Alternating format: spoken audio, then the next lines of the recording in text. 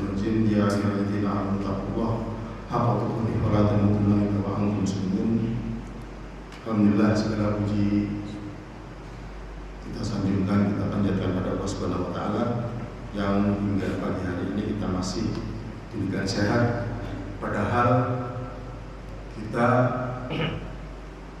semalaman sholat. Kok bisa begitu?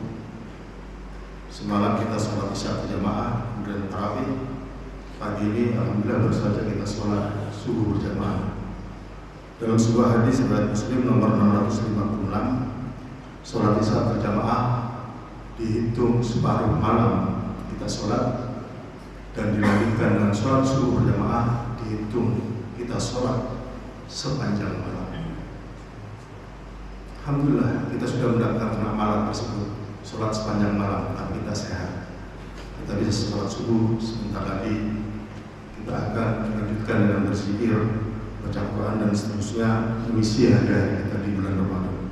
Salawat dan salam tidak lupa tetap tercurah pada Nabi kita, Nabi besar Muhammad SAW.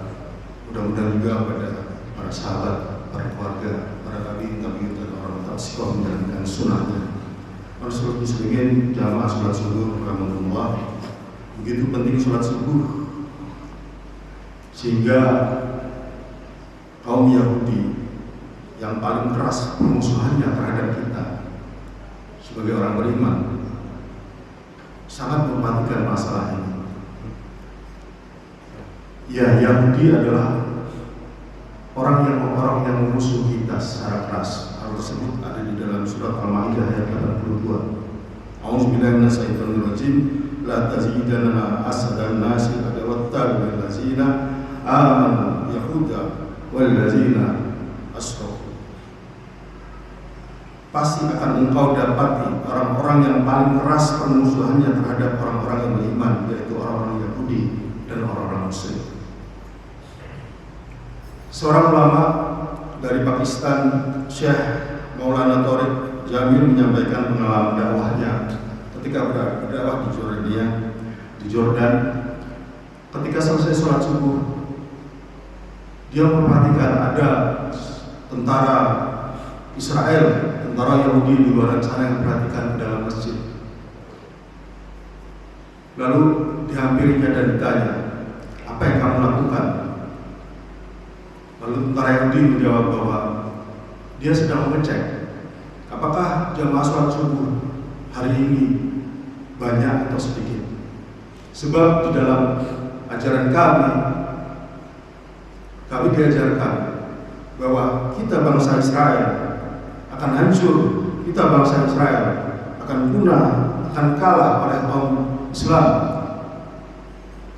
jika sholat subuh kalian ramenya sama dengan sholat Jumat. Ternyata pagi hari ini sholat kalian tidak sebanyak sholat Jumat. Berarti kami masih bisa berjaya, kami masih bisa menguasai kalian. Demikian Syekh Maulana Thariq Jamil menyampaikan pengalamannya. Seandainya pagi hari ini kita semua sholat subuh kita sebanyak hari ini, mudah-mudahan kita segera akan mendapatkan kejayaan, kemenangan menghadapi kaum Yahudi. Jamaah sholat subuh rahmatullah, dengan peristiwa seorang yang bernama, yang kita kenal, yaitu B.J. Habibie, yang memiliki sebuah pengalaman yang sangat menarik ketika beliau belajar di Jerman. Tidak pernah mendapatkan ranking 1. Kita tahu kemampuannya, kita tahu intelektualitasnya. Selalu mendapatkan ranking 2 dan 3. Ranking 3, ranking 1 dan 2 selalu diraih oleh 2 orang Yahudi. Lalu B.J. Habibie bertanya, apa rahasia kalian sehingga aku tidak pernah bisa mengalahkan kalian? 2 orang Yahudi tersebut tidak pernah mau membuka rahasianya. Dan pada suatu hari B.J. Habibie berkesempatan untuk menginap di rumah 2 orang Yahudi tersebut. Pada malam hari B.J. Habibie terbangun dan kaget Ternyata mereka berdua sekitar jam 2 malam sudah bangun dan belajar. Dan ternyata lebih kaget lagi yang dibuka, yang dipelajari adalah kitab kita, yaitu Al-Quran. Lalu B.J. Habibie bertanya, mengapa kalian mempelajari Al-Quran kami? Dan Yahudi tersebut menjawab bahwa seandainya umatmu membaca Al-Quran dan menaruh perhatian kepadanya lebih, maka kamu akan dapat mengalahkan kami. Kaummu telah meninggalkan Al-Quran. Jamaah rahmatullah, dua hal pokok. Yang pertama adalah tentang sholat subuh yang dikhawatirkan oleh Yahudi. Yang kedua adalah mereka paham banyak umat Islam meninggalkan Al-Quran. Dua hal ini adalah dua hal yang sangat urutan sekali, sangat penting sekali untuk segera kita sadari bersama-sama, yaitu di bulan Ramadan ini kesempatan kita untuk meraih semuanya mudah-mudahan bisa didapat kita mulai dengan sholat subuh seperti hari ini yang begitu banyak. Biasanya masjid ini paling kosong kalau sholat subuh, sekarang penuh. Alhamdulillah. Biasanya kita jarang baca Quran pada sholat Ramadan. Dari waktu Ramadan ini kita banyak baca Quran. Masalah muslimin rahmatullah, mengapa hal itu terjadi? Rasulullah sudah mengingatkan pada kita di dalam hadis riwayat Bukhari nomor 697 bahwa tidak ada sholat yang lebih berat bagi orang munafik selain dua sholat, yaitu sholat subuh dan sholat isya. Padahal seandainya mereka tahu utamanya, maka akan didatanginya sholat subuh ini walaupun dengan sambil merangkak. Jangan-jangan inilah masalah utama kita, yaitu tauhid dan akidah kita yang bermasalah. Kita masih sering tidak mentauhidkan Allah. Kita masih sering percaya pada orang pintar. Kita masih sering percaya pada dukun. Kita masih sering mengharap pada orang, bukan mengharap pada Allah. Jangan-jangan akidah kita pun masih bermasalah. Apakah kita langsung meninggalkan aktivitas dunia kita, apakah berdagang, apakah bekerja, ketika suara azan terdengar menuju masjid? Ini pertanyaan utama. Akidah dalam arti bebasnya adalah ikatan. Apakah kita sudah terikat oleh Allah? Ketika Allah memanggil kita, apakah kita menghampirinya, kita mendatanginya? Ini yang sangat fundamental sekali. Dari situ kita akan tahu bagaimana akidah kita. Ketika ada suara azan, apakah kita datangi masjid untuk segera melaksanakan kewajiban kita sholat? Jika tidak, wajar saja kalau masjid kita sering sepi. Apalagi sholat subuh. Tadi sudah disampaikan, yaitu hadisnya tentang masalah kemunafikan. Lalu bagaimana caranya? Mari kita reka ulang, mari kita susun ulang, mari kita kembali belajar dari awal. Kita belajar akidah dan tauhid. Apa dalilnya? Dalilnya adalah dari Jundub bin Abdillah. Dia berkata, kami dahulu bersama Nabi SAW. Kami masih anak-anak yang mendekati balik. Kami mempelajari tauhid dan akidah sebelum mempelajari Al-Quran.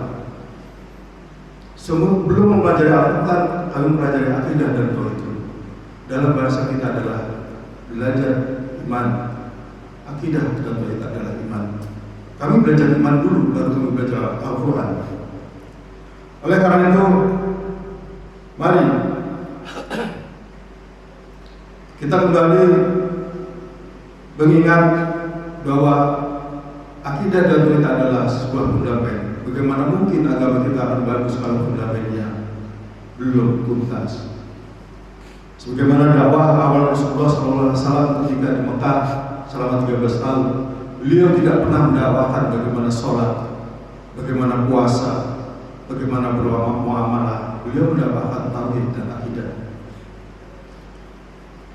Hal tersebut bisa kita buktikan dengan adanya penyembahan terhadap berhala yang berjumlah sekitar 360 berhala di sekitar Mekah, yang membuktikan bahwa umat atau jamaah atau umat Islam di Mekah waktu itu masih akidah dan tauhidnya masih belum baik. Sekitaran kita masih banyak dukun, banyak orang pintar. Jangan-jangan menunjukkan akidah kita pun masih belum baik karena kita masih mempercayainya. Sekali lagi mari kita kembali ulang, mereka ulang, bangun ulang. Kalau di komputer itu kita lakukan defragment, menyusun ulang file-file yang pernah kita buka. Kalau di HP kita itu kita melakukan proses pembersihan dan lain-lain, menyusun ulang kembali sehingga kita bisa dengan enak, dengan nyaman, dengan kuat menjalankan agama ini. Sholat kita adalah sholat yang tidak dipaksa, sholat kita adalah sholat yang merasa kita terikat dengan Allah. Itulah bukti bahwa akidah dan tauhid kita sudah benar. Ramadan adalah bulan Al-Quran. Mari kita perbanyak Al-Quran. 1 huruf diganjar 10 kebaikan. Sholat jamaah kita mari kita istiqomahkan. Oleh karena itu perbanyaklah kita untuk berdoa. Allahumma anta rabbuna farzuqna istiqomah, la ilaha illa anta. Allahumma anta farzuqna istiqomah, la ilaha illa anta. Ya Allah, berikanlah kemudahan aku untuk istiqomah. Semoga Allah memberikan istiqomah pada kita, dan semoga Allah menguatkan kita untuk bisa sampai di akhir Ramadan. Mari kita tutup dengan doa kepada majelis. Mudah-mudahan sedikit ini bermanfaat. Mohon maaf atas kesalahan. Subhanallah wa bihamdihi asyhadu an la ilaha illa anta astaghfiruka wa atubu ilaik. Assalamualaikum warahmatullahi wabarakatuh.